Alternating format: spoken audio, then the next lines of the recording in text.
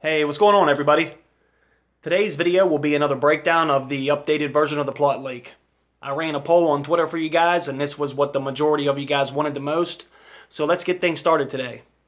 And let's break down Season 7, Episode 6, which will be the episode right before the finale during Season 7, which is typically Game of Thrones' most explosive episode. So buckle your seatbelts, ladies and gentlemen, because shit's about to get crazy.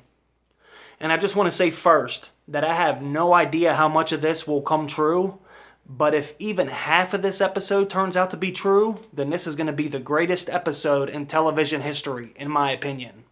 But let's read through this and see what is even possible. Season 7, Episode 6 starts off with Jon Snow, Jorah Mormont, Theon Greyjoy, Davos Seaworth, and Gendry arriving at Castle Black. Lord Commander Ed and Jon Snow reunite. Ed tells Jon that the others arrived earlier that day, which were the Brotherhood Without Banners, who were also with Tormund Giantsbane and Brienne of Tarth. Okay, now let's break down this part. And personally, I think this is wrong. Jon Snow is going to arrive with these guys to the Wall, but I do not think it's going to be at Castle Black. It's actually going to be at Eastwatch by the Sea, just like I reported on back in October. The cast and crew have been in Iceland filming these scenes on the beach with the Black Sands, where they are going to touch ground first.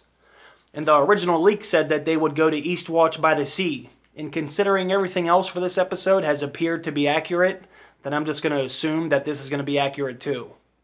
Jon and company are going to sail up to the Wall, and if they do make it out of the north with the captured White, they will probably transport the White by boat and take it around the Wall, not through the Wall, which may explain how they're able to get that White south.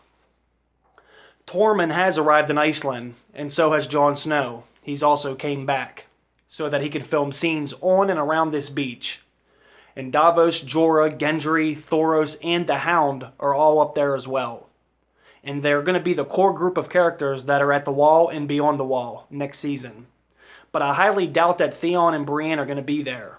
I think they would have been spotted around town or on set by now, and none of the confirmed reports have ever mentioned either one of these characters being there, nor have any of the photos of them been seen in Iceland or Belfast. So I wouldn't expect to see Theon and Brienne be on the Wall next season.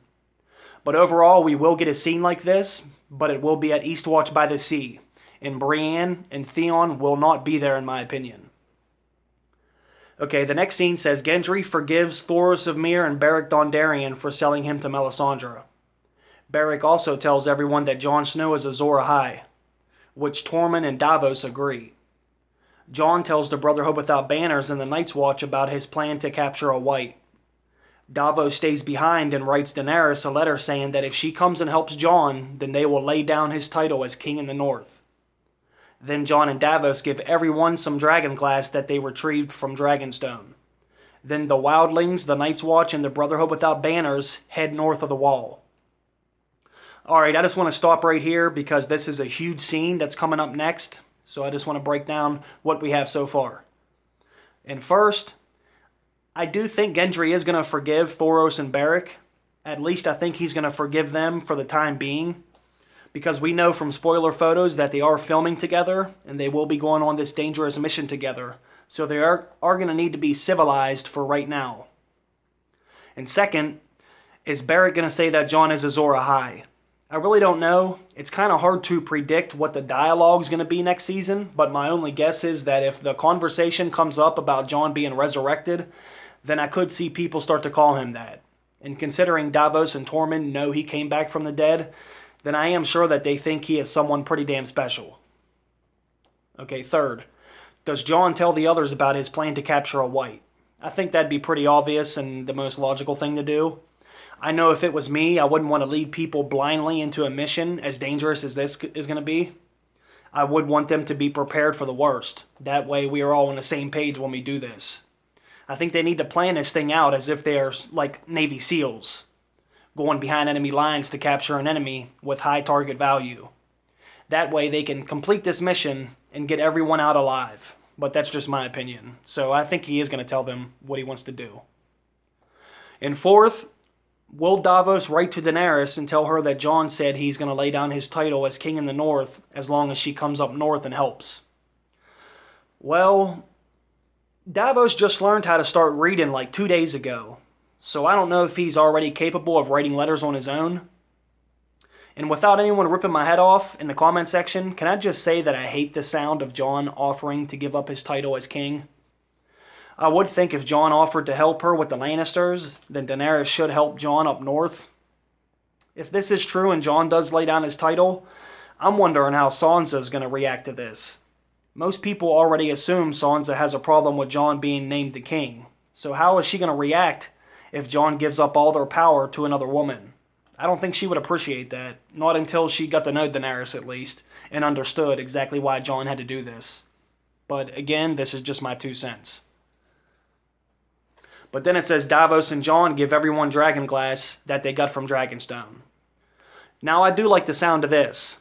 As soon as Stannis said that there was plenty of dragonglass to be mined, I have been hoping that someone would go and get some. And once I saw the photos of Jon and Davos on the beach of Dragonstone, I assumed that was going to be one of the things that they would do while they are there. And considering Davos spent some time on Dragonstone with Stannis, I think he should be able to access some of it pretty quickly. And giving everyone some dragonglass for this mission would be the smart thing to do.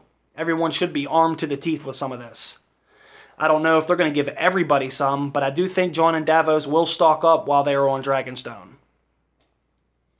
Alright, now let's move on to the second half of this scene.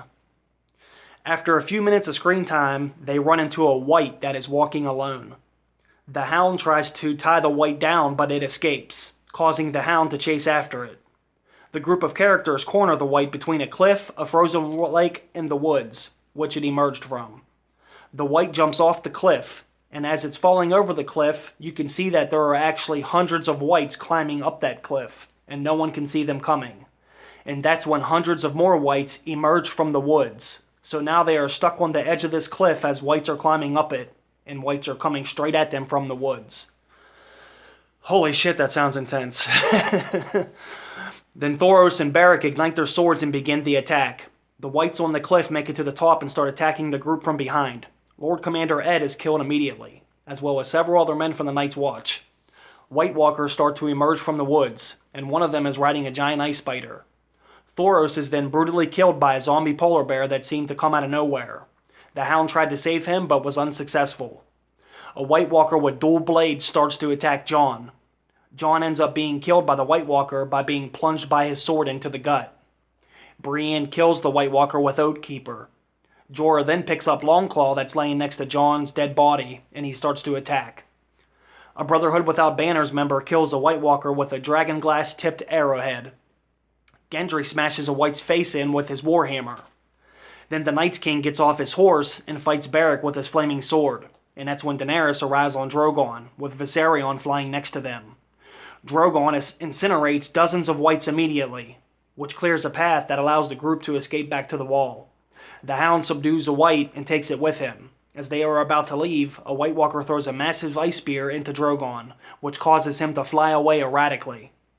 The Night King then kills Viserion by plunging an ice sword through his eye. Beric then crawls over to Jon's dead body and gives him the kiss of life. Beric drops dead, then Jon is revived. And he picks up Beric's flaming sword and starts to kill some Whites, before he ends up being disarmed once again. And right as Jon is nearly killed again, his uncle Benjen comes to the rescue to save him. Benjen quickly puts Jon on his horse and whispers, "Goodbye, nephew." As Jon rides away, he helplessly watches his Uncle Benjen get swarmed by dozens of Whites and presumably killed. And as the episode is about to end, the Night King raises Viserion from the dead, and right as the screen is about to fade to black, we see Viserion's eyes turn blue. Holy shit, that was a lot to take in. Wow. Guys, I have absolutely no idea if any of this is going to come true, but goddamn, that sounds incredible. Alright, hold on.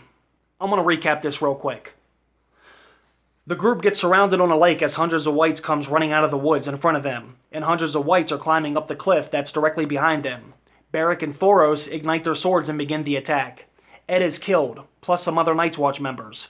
White Walkers come out of the woods riding ice spiders and zombie polar bears. Thoros gets brutally mauled by the polar bear, and a White Walker wielding dual swords murders Jon Snow. Then Brienne comes up with Oathkeeper and kills the White Walker. Jorah picks up Longclaw and begins attacking. A Brotherhood member shoots an arrow with a dragonglass tip, which kills another White Walker. Gendry starts smashing whites in the face with a warhammer. Daenerys shows up with her dragons and starts torching everything. Then a White Walker throws an ice spear into Drogon, and the Night King stabs Viserion through the eye, turning it into a zombie dragon. Beric then crawls over to Jon and gives him the kiss of life and dies. Jon gets up, picks up his flaming sword, and is almost fucking killed again. But Benjen shows up out of nowhere and sacrifices himself to save Jon. Jesus Christ, that's insane. Whew. First off, Jon dying again and being revived again is absolutely ridiculous. If someone can come back to life every damn time they die, then that would kind of take out all the tension and nervousness whenever they go into battle. If we know they're never going to die, then that takes out all the fun of not knowing what's going to happen to them during war. If Jon does die again, it will probably be in the very last episode of the series, not right here. But other than that, I love everything about this scene. It is the most action-packed scene this show has ever had written for it, in my opinion. And if this is fan fiction, they did a hell of a job of making me excited.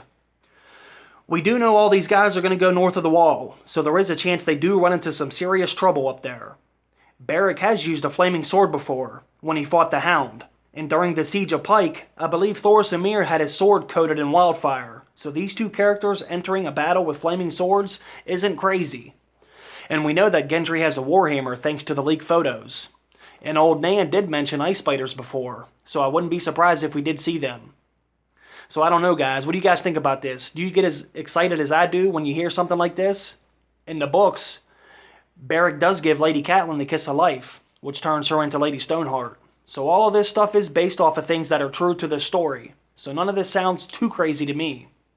I just don't like the part about Jon dying again. But comment below and tell me what you think about this. I absolutely love it, but I want to know how you guys feel. So thanks for taking the time to listen to this. You know I always appreciate it, and I will see you guys down in the comment section. Let's talk about this shit. Bye, guys.